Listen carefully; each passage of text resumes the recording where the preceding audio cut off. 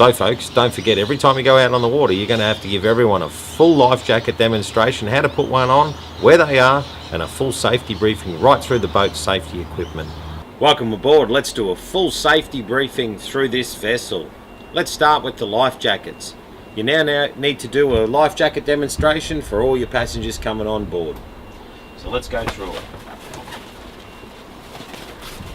Doesn't matter which way you put this one on, over your head, arms through, pull down tight, bring it round, make sure you tie a nice big bow just here so it's secure. If you had to exit the vessel, hold down nice and tight or it's going to smash you in the nose. We'd exit through the rear of the vessel. If your life jackets are now under hatches or hidden in compartments, there's a new life jacket sticker requirement. This is now a new law. Up here in the glove box, we've got our torch as our signalling device. We've got a little chart of the area that we're going to go boating in.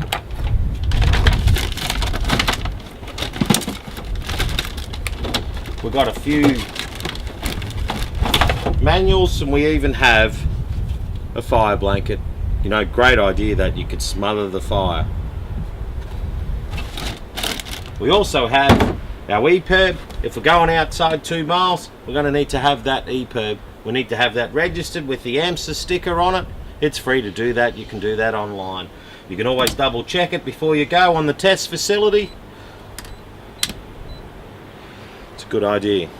Come forward of the boat.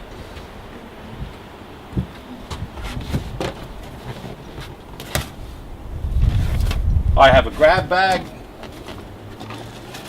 This has a nice V sheet in it, which is the distress signal pretty much anywhere in the world.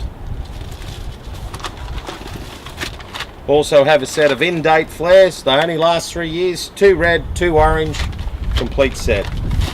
That way someone can grab that bag in case of emergency.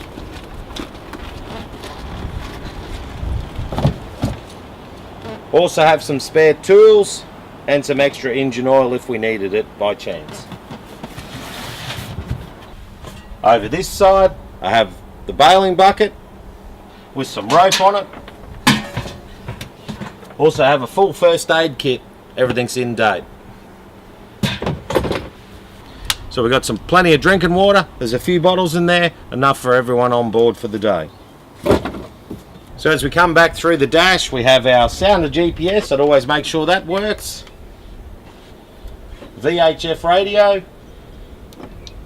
Make sure that's in on channel 16 and good to go.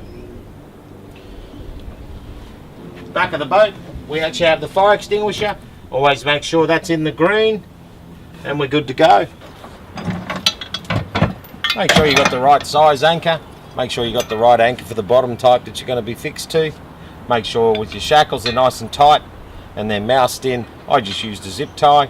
It's a pretty good job. Make sure the chain's secure.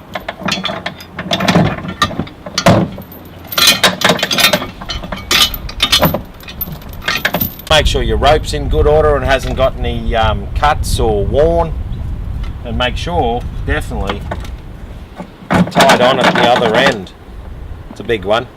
One last tip, make sure you keep the weight even in the boat. Don't have all your passengers one side. Make sure it's all evened out with every passenger on board and any weight that you got on board, big eskies, etc.